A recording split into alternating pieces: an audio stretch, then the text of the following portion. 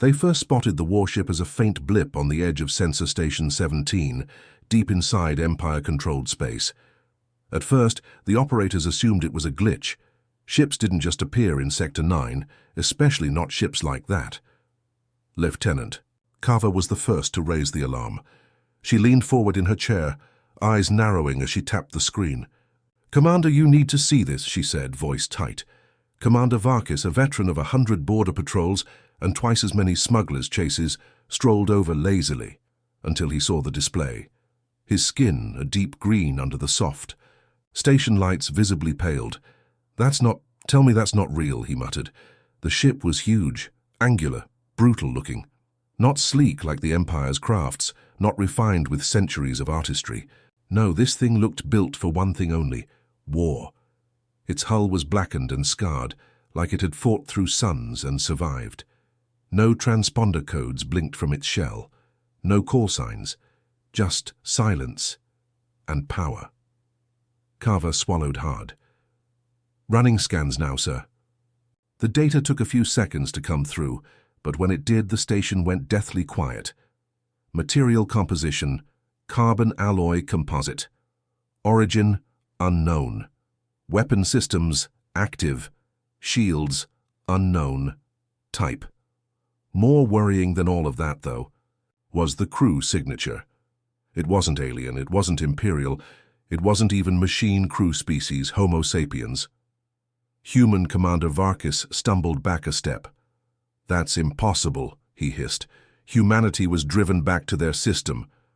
100 cycles ago, they signed the Treaty of Containment. They aren't allowed here." "They're here now," Carver whispered. The warship inched closer on the screens as if it could smell their fear. Alarms blared.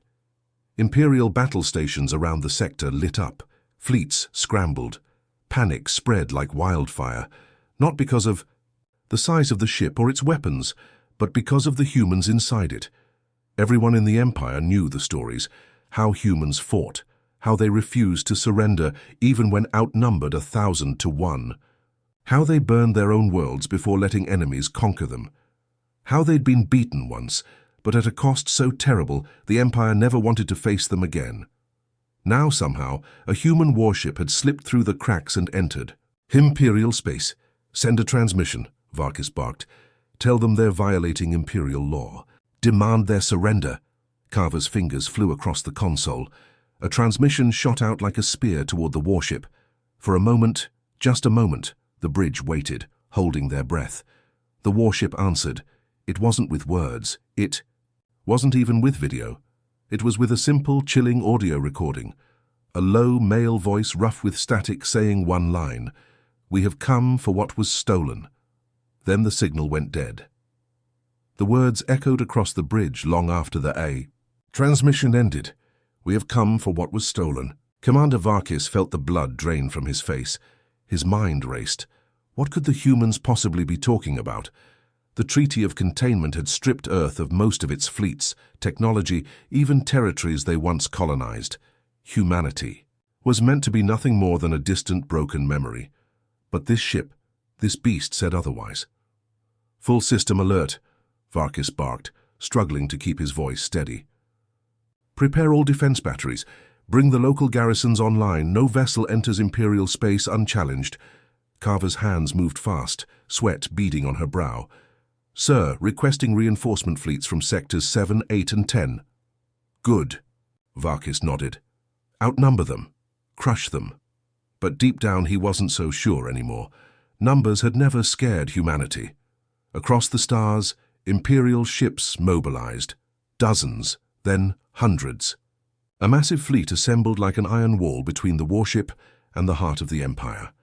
From the observation deck, Carver and the other officers watched the display. The lone human ship floated there, silent, almost still. Outnumbered 1,000 to 1. "They're not even trying to flee," Carver whispered. "It's like they're waiting." A grim thought tightened in Varkis's mind. Waiting for what? The first wave of Imperial ships attacked. Beams of searing energy lit up the void. Missiles streaked across the blackness. The warship was swallowed in a storm of destruction. The station shook from the force of so many weapons fired at once. The crew cheered. Victory seemed inevitable. How could anything survive that? And then, the smoke cleared. The human warship was still there. Its blackened hull shimmered faintly under the onslaught, shields holding. And then, for the first time, it moved, not to retreat, not to surrender. It charged. It moved with impossible speed for something of its size, slipping through Imperial lines like a predator among sheep. A dozen cruisers exploded in its wake. It fired no weapons, it didn't have to. The very force of its movement, the violent ripples it left behind, tore smaller ships apart. Inside the station, panic set in. "They're breaching formation," shouted one officer. "They're headed for the Capital World Gate," screamed another. Varkis slammed his fists onto the console. "Redirect all fire! Block them at all costs!" But it was too late. The warship was already past the second line of defense. Each Imperial ship that tried to stop it was torn apart like paper before a hurricane. "This can't be happening," Carver gasped. "It's just one ship," Varkis turned to her, his face grim. "It's not the ship we should fear, it's who's on board." And somewhere deep inside that monstrous vessel, human eyes full of ancient fury watched the stars burn. They had not forgotten, they had not forgiven, and they were here to collect the debt that was long overdue. The Empire had always been arrogant. They believed wars were won by numbers, by wealth, by technology perfected over centuries of dominance. But they had forgotten the one truth burned into the heart of every human since their ancestors first bled on the dirt of ancient Earth. Survival isn't clean. Survival is brutal. Inside the warship's bridge, Commander Elias Ward watched the chaos unfold. His face was a roadmap of scars and hard years, and his eyes were like frozen steel. Around him, the human crew worked in silent, deadly coordination. No panic, no shouting, only grim focus. "Status?" Ward barked. "Minimal damage. Shields at 97%. Hull integrity optimal. Imperial forces in full retreat pattern," replied Lieutenant Rao, her voice steady. Ward gave a single nod. "Maintain course, full thrust." He wasn't here for bloodlust, he wasn't here for conquest, he was here for justice. "Sir," Rao added, tapping into the comms channel, "they're hailing us again. They're begging us to stop." Ward let out a cold laugh that didn't reach his eyes. "Let them beg." Back on the Imperial station, Varkis watched in horror as report after report came through. Entire battle groups lost, planetary governors screaming for help, merchant fleets abandoning their posts. Fear infected the Empire like a disease. "We need reinforcements," someone cried. "We are the reinforcements," Varkis snapped. He grabbed the nearest comm unit and opened a direct channel to Imperial High Command. "This is Commander Varkis. Of Sector 9, Emergency Priority Alpha. Humanity has violated containment. The line crackled. A face appeared on the hollow screen. Grand Admiral Threx, ruler of the eastern arm of the Empire. His eyes were cold slits. "You will handle it, Commander," Threx said in a slow, dangerous voice, "or you will not bother speaking again." The line went dead. Varkis stood frozen. He understood now. The Empire wouldn't send help. To admit fear of a single human ship would be to admit weakness, and weakness was death in the Imperial court. "We're on our own," he muttered. Meanwhile, Ward's ship approached the heart of Sector 9, the Vault Planet, a heavily guarded world, home to treasures plundered from across the galaxy, artifacts, technologies, relics, and hidden deep in its dungeons, something much more precious, something stolen from Earth a century ago. In the bridge's dim light, Ward reached into his jacket and pulled out a small, battered photo. It showed a group of smiling scientists, human faces full of hope. On the back, in faded handwriting, "Project Daedalus, Hope for the Future." The Empire had taken Earth's last hope for freedom. Ward slipped the photo back into his pocket. His hand tightened into a fist. "They think it's a weapon," he said quietly. "They don't know it's worse." Behind him, Rao looked up, her voice barely a whisper. "They don't know it's alive." Outside, the Vault Planet loomed. Larger, defense satellites whirred into life. Ground-based lasers prepared to fire. The last stand of the Empire's stolen riches. The warship's engines roared. The final charge had begun, and nothing, not the Empire, not its fleets, not even the void between the stars, would stand between humanity and what was theirs. The Vault planet's defense grid lit up the blackness of space like a dying star. Hundreds of laser turrets, plasma cannons, and magnetic launchers roared into action, painting the skies in waves of fire. But the human warship didn't slow. Inside the bridge, Commander Ward stood like a mountain unmoving, as the ship shuddered under the impact of thousands of weapons. Shields flared, then adapted, absorbing the attacks. Human technology wasn't pretty like Imperial tech. It was ugly, raw, alive. "They're throwing everything at us," Rao reported, fingers flying over the control console. "But it's not enough." "Of course it's not enough," Ward said, his voice as cold as deep space. "They're fighting the wrong war." With a savage grin, he barked the next order. "Deploy the Titans." On the lower decks of the ship, hatches unsealed with a hiss. Titans, massive mechs 20 meters tall, forged in secret for a war humanity never got to fight, powered up.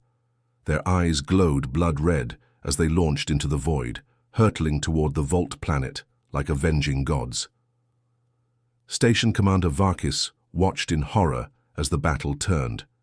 Imperial ground forces barely had time to react before the Titans hit the surface, crashing through bunkers, ripping through defenses like they were made of paper. Reports flooded in. Sector 4 defenses down, main artillery offline, fortress gates breached. Varkis slammed his fists against the console. "This isn't a war, it's an extinction." He turned to Carver, who sat frozen in her chair. "Is there any way to evacuate the Vault?" Carver shook her head, her voice trembling. "They're already inside. Inside the Vault's deepest levels, beneath mountains of reinforced alloy and traps built to withstand entire invasions, Ward and his team advanced. The Empire had hidden their prize well.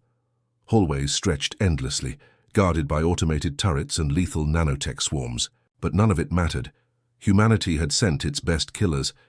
Every step they took brought them closer to the true heart of the Vault. Finally, they reached a great chamber.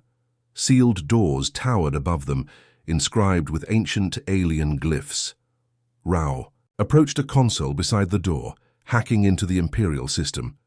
After a tense moment, the door groaned open, and inside, in the darkness, it waited. Project Daedalus. At first glance, it looked like nothing but a large sphere, pulsing faintly with a blue-white light.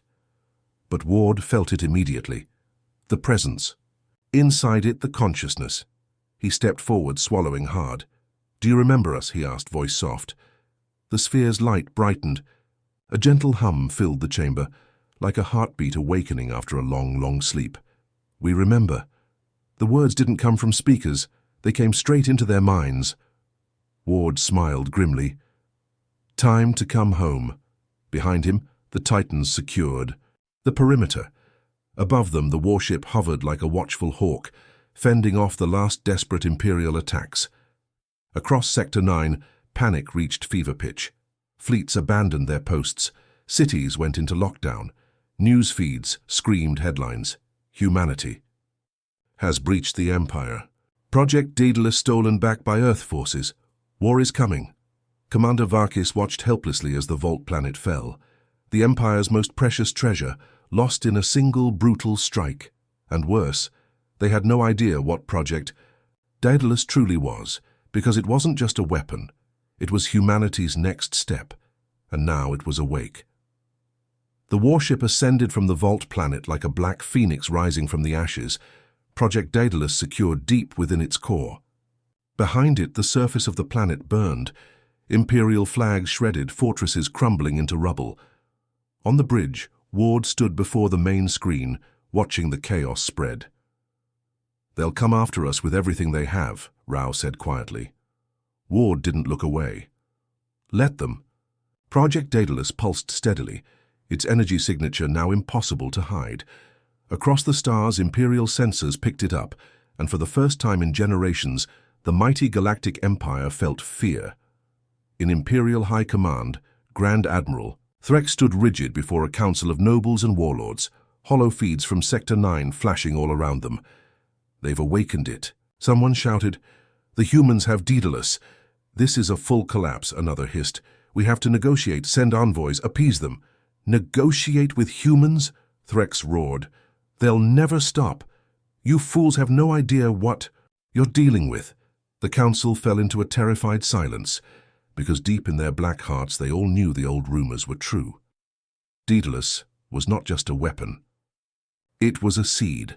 The Empire had stolen it from Earth, thinking it was an incomplete superweapon. They had never truly understood. Humanity wasn't trying to build a device to kill civilizations. They were trying to build something far worse, a new kind of life, a sentient, evolving entity, part machine, part human instinct, part unbreakable survival will, that could rebuild, adapt, and conquer anything it encountered. A second humanity, born in the void, immune to fear, stronger than flesh, and now it was awake. Back on the human warship, the crew moved with renewed urgency. They knew the retaliation would be massive. Entire armadas would hunt them. The Empire would stop at nothing to erase them, but it didn't matter anymore. Daedalus spoke again, its voice resonating across the ship, a soft echo in every mind. I see, I remember, I will grow. Ward turned to his crew. Broadcast the message. Rao nodded and sent it out, across every Imperial frequency, across every colony, every city, every world. We are humanity. We are what you tried to kill. We are what you tried to steal. We are the storm, and we are coming home. The message triggered riots on Imperial worlds. Soldiers mutinied. Civilians fled cities in mass panic. Across the galaxy, the Empire began to tear itself apart from within. The warship, humanity's spearhead, jumped into hyperspace, heading for Earth. Behind them, the Empire burned, fear growing with every heartbeat, every whisper, every shadow, because everyone knew the truth now. Humanity had never truly been beaten. They had simply been waiting for the right moment to strike. And now, armed with the future they were never meant to have, they were unstoppable, the foe. Empire had thought they'd ended humanity. Instead, they had created its rebirth, and there would be no mercy. The jump to Earth wasn't smooth. Even hyperspace seemed to tremble under the power humming from Project Daedalus. Commander Ward stood in the center of the bridge, feeling the very ship groaning under the strain. Daedalus was growing, learning, faster than anything created before. Every second it rewrote parts of the ship's systems, upgrading them beyond human understanding. Rao's voice came through, tight with tension. "Sir, incoming transmissions from Earth Command." Ward nodded. "Patch them through." The screen flickered, and there they were, Earth's surviving leaders. Presidents, generals, scientists, scarred, hardened people who had kept the flame of humanity alive under Empire blockades and forced treaties. "Commander Ward," spoke a grey-haired woman, "President Salim. Is it true? You have it?" Ward stepped forward. "Yes, ma'am. We have Daedalus, and it's awake." The council exchanged looks of pure awe and terror. "You understand," Salim said slowly, "this changes everything. If the Empire finds Earth before Daedalus matures," Ward's lips curled into a grim smile, "then we won't let them." Behind him, the ship's internal systems flared blue. Daedalus was already beginning. It poured data into Earth's defense systems, activating hidden satellites, powering ancient defense platforms. Earth itself was awakening, just like the warship had. "We'll defend this planet," Ward said, "and then we'll take the fight to them. Earth won't just survive. We'll dominate the stars they tried to steal from us." As Earth's skies glowed with new defenses, the Imperial response was already on the way. Massive fleets jumped toward the solar system, bigger than anything humanity had ever faced.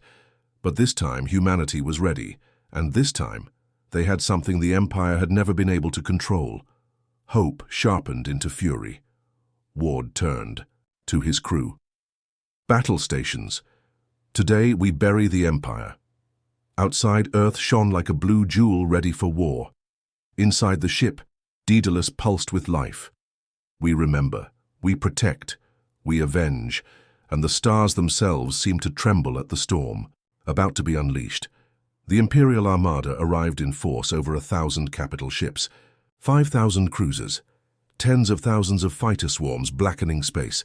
Against them, humanity had one warship, a handful of ancient satellites, and Earth's battered old planetary defenses. To anyone watching, it looked like suicide. To humans, it looked like home. Ward stood calmly at the center of the warship's bridge as the Imperial fleet spread out, ready to crush Earth under their heel. The Imperial Grand Admiral broadcast across every frequency, "Surrender Earth. Return. Daedalus, or be annihilated." Ward didn't even blink. He opened the channel.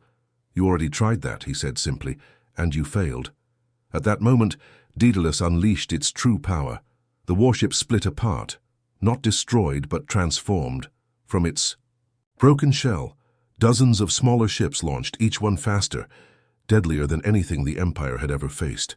Daedalus had used the time to replicate itself, to build an army from the bones of its carrier ship. And those ships carried not just weapons, but intelligence, strategy, humanity's savage, endless will to survive. The first Imperial ships fired. Daedalus countered instantly, predicting their movements before they even happened. Missiles bent in mid-flight, lasers scattered into harmless sparks. Imperial commanders screamed into their comms, trying to regroup, only to find their own fleets turning against them, hacked and infected by Daedalus's mind. It wasn't a battle. It was a slaughter. Within minutes, entire Imperial fleets shattered like glass against stone. Earth's old satellites, now fueled by Daedalus's algorithms, fired with pinpoint precision, gutting capital ships with a single blast. Ward's warship led the charge, blasting through the heart of the enemy armada, smashing everything in its path. On Earth, billions of humans watched the sky and saw the impossible happening. The Empire, the nightmare that had haunted them for generations, was dying before their eyes.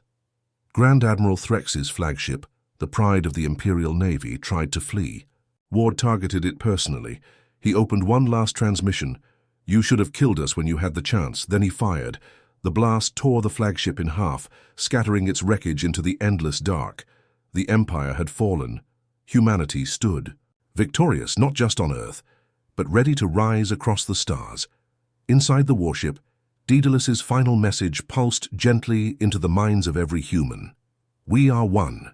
We are humanity, and the stars belong to us now." The age of fear was over. The age of humanity had just begun.